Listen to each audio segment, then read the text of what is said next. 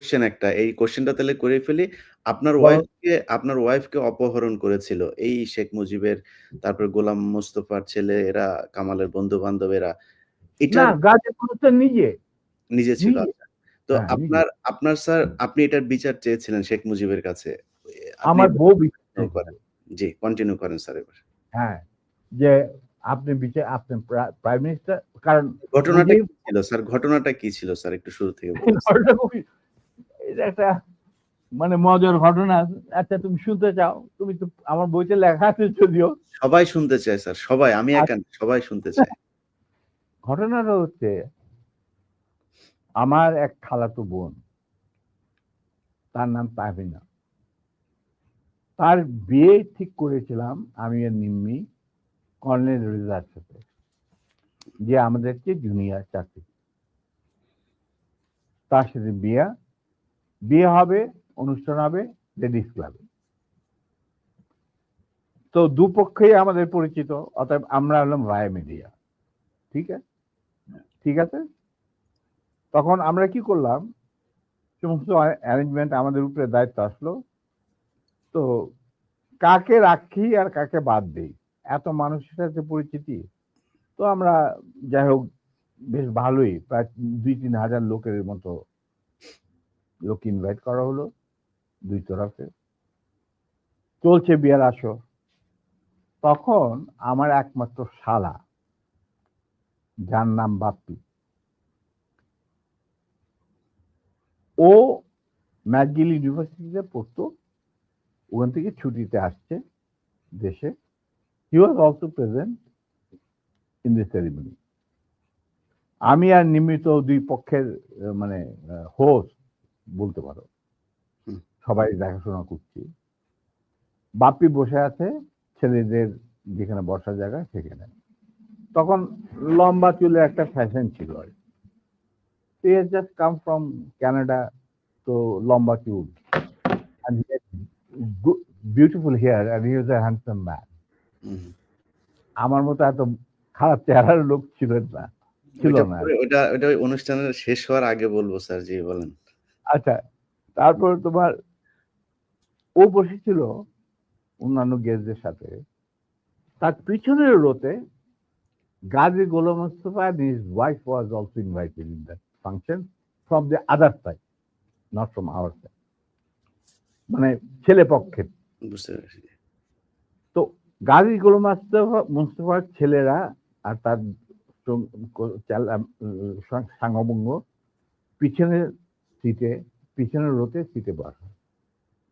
তাদের মধ্যে একটা ছেলে বাপ্পির চুল টান দিল পিছন থেকে। তো বাপ্পির পিছনে, ভদ্র মানুষ, বিদেশে থাকে, বিদেশে বড় হয়েছে, পিছিয়ে বললো, কিছু বলে নাই, সামনে আবার ওরা চুল টান দিল। দ্বিতীয়বার টান দেওয়ার পরে বাপ্পি পিছনে তাকে দেখো যে একটা ছেলে হাত সরিয়ে দিল। তখন বলে যে তুমি চুল টান টান দিয়েছ? বলছে হ্যাঁ। বলে কি কেন? কারণ আমরা দেখছিলাম যে এত সুন্দর চুল, এটা কি পরচুলা না আসল? আচ্ছা, চিন্তা কর। সে তখন ইউনিভার্সিটিতে পড়ে, আর এই পুচকে ছেলে তখন বোধহয় স্কুলেও পড়ে না, বা স্কুলে 6-7 ক্লাস হবে। তখন বাপি বলে, বেয়াদব ছেলে, তুমি আর এখানে বসবে না, তুমি অন্য কোথাও গিয়ে বস। ওরা বেরিয়ে চলে গেল। আমরা কিন্তু কিছুই জানি না, মানে আমি আর নিমি এত ব্যস্ত, দুই পক্ষকে দেখাশোনা, খাওয়া দাওয়া চলছে। হঠাৎ দেখলাম দুটা মাইক্রোবাস, রেড ক্রসের, আর একটা গাড়ি, গাড়ি, সবুজ রঙের গাড়ি আগে, পিছনে দিয়ে মাইক্রোবাস। মাইন্ড ইউ, তখন কিন্তু আমার নিজের personal security guard with wireless মজুদ লেডিস ক্লাবে। আমি কুমিল্লাতে, তখন কুমিল্লা থেকে আসছি বিয়ের জন্য। তো ন্যাচারালি আমাদের গার্ড নিয়ে চলাফেরা, এটা তো আর্মির নিয়ম, এটা তুমি জানো। আসলো, থামলো, দুইটা মাইক্রোবাস থেকে প্রায় 8 জন ট্রেনগারধারী সাদা পোশাক পরা লোক নামলো, আর ফোকসো গাড়ি থেকে নামলো গাজী গোলাম মোস্তফা স্বয়ং। তার স্ত্রী কিন্তু উপস্থিত মেয়ে মহলে। উনি গাড়ি থেকে নেমেই চিৎকার করতে শুরু করলেন, মেজর ডালিম কোথায়, মেজর ডালিম কোথায়, মেজর ডালিম কোথায়। বহুতবার বাড়ছে, আর সহ্য করা যায় না। আমি অবাক হইলাম, এরকম চিৎকার করছি কে? তখন একটা ছেলে এসে, একজন হিওয়াজে ট্র্যাক প্লাটুনের একটা ছেলে, কে আমার নামটা মনে নাই, এসে বললো যে ভাই আপনাকে খুঁত করতে এই চিৎকার করতে, এই তো গাজী গোলাম মোস্তফা, তার সাথে 8-10 জন ট্রেনগারধারী লোক আছে। মাইন্ড ইউ, তখন কিন্তু army was deployed in the whole country to recover illegal arms. আর আমাদের ঢাকার হেডকোয়ার্টার ছিল রেস কোর্ট। আমরাও সেই অপারেশনে যুক্ত ছিলাম। যাই হোক, আমি বাইরে আসলাম, আসে গাড়ি গোলাম মোস্তফার সামনাসামনি বারান্দাতে। আমি মেজর ডালিম, আপনি আসুন, আপনার বেগম সাহেবা তো আছেন ভিতরে, আপনার আসুন, বরবধূকে আপনি দোয়া করে দেন। হারামজাদা বারবার আর্মির আজকে আমি উচিত শিক্ষা দেব। আমি দেখলাম আমার চারদিকে ওই ট্রেনের ঠেকাইলেও প্রায় 4-5 জন মানুষ, আর 4-5 জন খালে দাঁড়িয়ে।